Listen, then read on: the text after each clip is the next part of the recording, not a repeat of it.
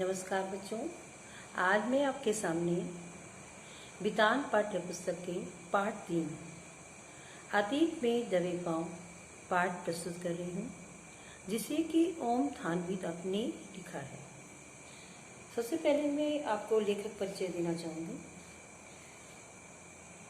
ओम थानवी का जन्म वर्ष 1957 में फलोदी, जोधपुर, राजस्थान में हुआ।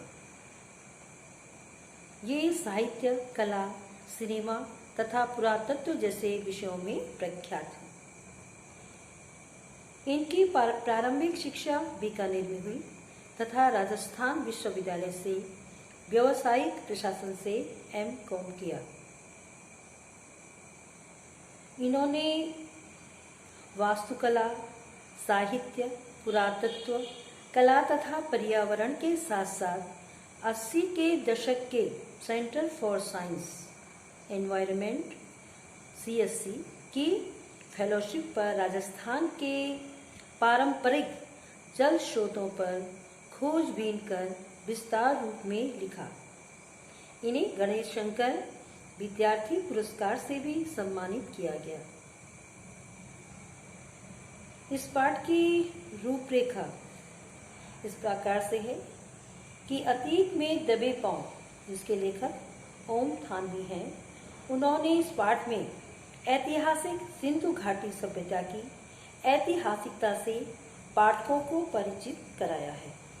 यह रचना ओम थानवी के यात्रा वृत्तांत और रिपोर्ट का मिलाजुला रूप है, जो अब तक की जानकारी में भारतीय भूमि पर ही नहीं, विश्व फलक पर मान्य इन सबसे प्राचीन सभ्यता को उतने ही सुनियोजित ढंग से पुनर्जीवित करती है, जितने सुनियोजित ढंग से उसके दो महान नगर मोहनजोदड़ो और हड़प्पा बसे हुए थे। इसमें लेखक ने अपनी यात्रा के दौरान यह पाया कि मोहनजोदड़ो और हड़प्पा ने एक सुनियोजित ढंग से मानव संस्कृति को उसकी बसावट के अनुसार सौंदर्य बोधित किया है।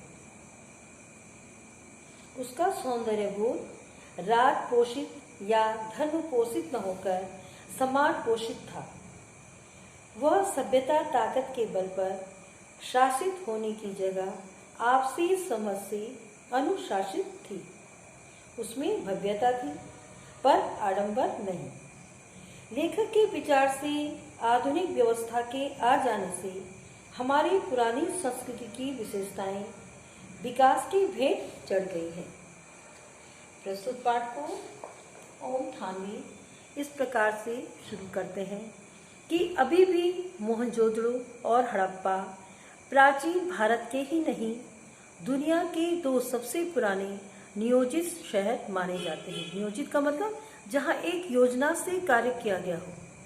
ये सिंधु घाटी सभ्यता के परवर्ती यानी परिपक्व दौर के शहर हैं। खुदाई में और शहर भी मिले हैं, लेकिन मोहनजोदड़ो ताम्रकाल के शहरों में सबसे बड़ा है। वह सबसे उत्कृष्ट भी है। व्यापक खुदाई यहीं पर संभव हुई। बड़ी तादाद में इमारतें, सड़कें, धातु पत्थर की मूर्तियां, चाक पर बने चित्रित भांडे मतलब बर्तन, मोहरें, साजो सामान और खिलौने आदि मिले। सभ्यता का अध्ययन संभव हुआ और उधर सैकड़ों मील दूर हड़प्पा के ज्यादातर साक्ष्य रेल लाइन बिछने के दौरान विकास की भेंट चढ़ गए। वहाँ पे रेल लाइन बिछाई गई तो मतलब डेवलपमेंट के कारण विकास के लिए जो रेल लाइन बिछाई गई और वहाँ जो साक्ष्य थे वह जो है खत्म हो गए।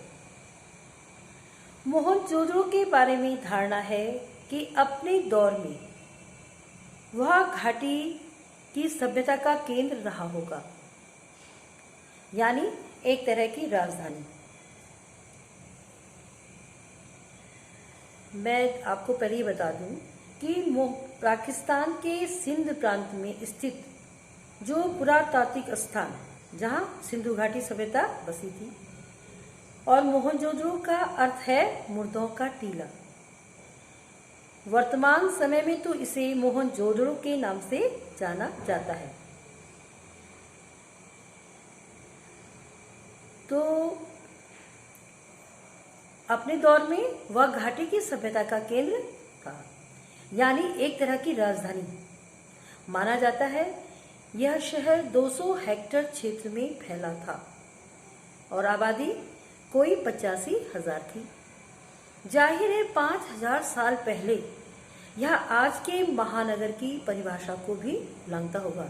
5,000 साल पहले की यह बात है और तब इस शहर को एक नियोजित ढंग से बनाया गया था, तो वह आज के महानगर की परिभाषा को भी लांघता होगा। लेखक यह कहना चाह रहा है।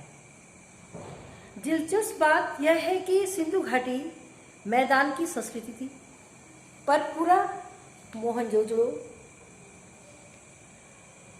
छोटे मोटे टीलों पर आबाद था। ये टीले प्राकृतिक नहीं थे, कच्ची और पक्की दोनों तरह की ईंटों से धरती की सतह को ऊंचा उठाया गया था ताकि सिंधु का पानी बाहर पसर जाए और सिंधु का पानी बाहर पसर आए मतलब बाहर आ जाए तो उससे बचा सके, उससे बचा जा सके। लेखक क्या कहना चाह रहा है कि कच्ची और पक्की दोनों तरह की ईंटों से धरती की सतह को ऊंचा उठाया गया था। कच्ची पक्की ईंट मिला करके और जो धरती की समतल जगह होती है उससे उसको ऊंचा किया गया था ताकि सिंधु का पानी बाहर आए तो उससे बचा जा सके। मोहनजोदड़ो की खूबी यह है कि इस आदिम शहर की सड़कों और गलियों में आप आज भी घूम फिर सकते हैं। यहाँ की सभ्यता और संस्कृति का सामान भले अजायब घरों की शोभा बढ़ा रहा हो। कहते हैं कि सड़कों और गलियों में मतलब 5,000 इतने साल पहले की जो सड़कें और गलियां बनी हुई हैं उसमें आज भी घूमा फिरा जा सकता है।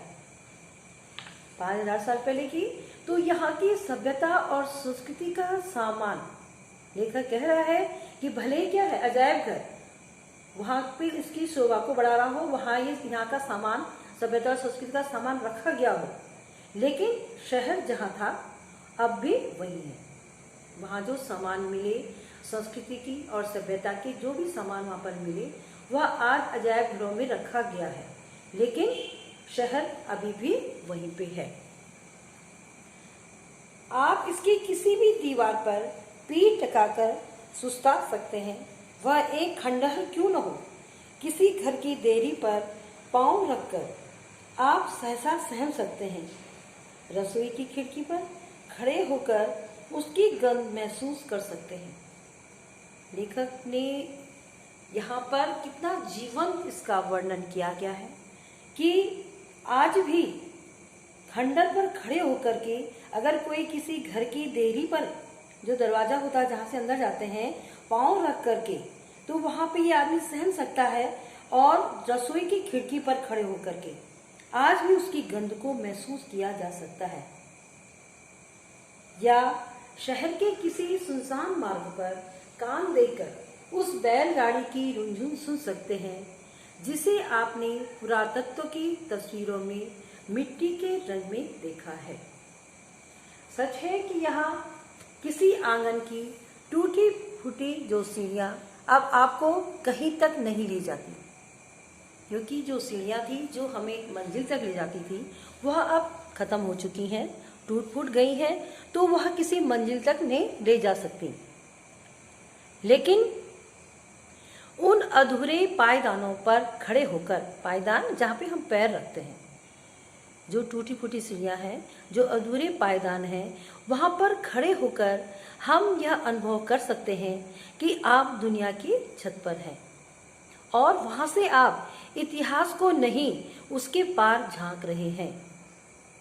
यह आज की वास्तविकता है कि आज भी कोई व्यक्ति वहाँ पर जाता है तो वो खंडर भी आज भी क्या है, वहाँ पे हम अपने उस समय के एहसास को जीवित कर सकते हैं। टूटी फूटी सुइयां जो आकाश की तरफ अधूरी रह गई हैं, लेकिन हम अधूरे पायदानों पर खड़े होकर भी यह अनुभव कर सकते हैं कि हम वहाँ से उस पार झांक रहे हैं, उस पार हम देख रहे हैं। सबसे ऊंचे चबूतरे पर बड़ा बौद्ध स्तूप है, मगर यह मोहनजोदड़ो की सभ्यता के बिखरने के बाद एक जीर्ण शीर्ण टीले पर बना। बौद्ध स्तूप जो सबसे ऊंचे चबूतरे पर है, कोई 25 फुट ऊंचे चबूतरे पर 26 सदी पहले बनी ईंटों के दम पर स्तूप को आकार दिया गया। 25 फुट ऊंचे चबूतरे पर, चबूतरा कितना ऊंचा था? 25 फुट। और ईंटों के मतलब जो इतनी पहले की ईंटें बनी हुई थी उसको क्या किया, उस पे एक स्तूप का आकार दिया गया। चबूतरे पर क्या है, भिक्षुओं के कमरे भी हैं। और 1922 में जब राखालदास बनर्जी यहाँ आए तब वे इसी स्तूप की खोजबीन करना चाहते थे। इसके गिर्द खुदाई शुरू करने के बाद उन्हें इल्हाम हुआ। इल्हाम का मतलब है अनुभूति। उन्हें यह अनुभूति हुई कि यहाँ ईसा पूर्व के निशान हैं। भारतीय पुरातत्व सर्वेक्षण के महानिदेशक जॉन मार्शल के निर्देश पर खुदाई का व्यापक अभियान शुरू हुआ और धीमे धीमे यह खोज विशेषज्ञों को सिंधु घाटी सभ्यता की देहरी पर ले आई। वहाँ पे निरंतर कार्य चलता ही रहा और इस खोज ने भारत को मिस्र और मेसोपोटामिया जो इराक है की प्राचीन सभ्यताओं के समकक्ष ला खड़ा किया। इस खोज के कारण क्या हुआ, भारत भी मिस्र और इराक की जो प्राचीन सभ्यताएं हैं उसके बराबरी में जाकर के खड़ा हो गया। दुनिया की प्राचीन सभ्यता होने के भारत के दावे को पुरातत्व का वैज्ञानिक आधार मिल गया कि भारत में दुनिया की सबसे प्राचीन सभ्यता है। और इस दावे को सच किसने करके दिखाया, जो पुरातत्व इसका वैज्ञानिक आधार ये मिला है, वहाँ पे जो खोजबीन हुई तो उससे क्या है, एक वैज्ञानिक आधार सब दुनिया को मिल गया कि भारत में भी क्या है, प्राचीन सभ्यता थी। बच्चों, आज मैं अपना पाठ यहीं पे समाप्त कर रही हूँ। बाकी आगे का चित्रण मैं अपने अगले वीडियो में बताऊंगी। धन्यवाद।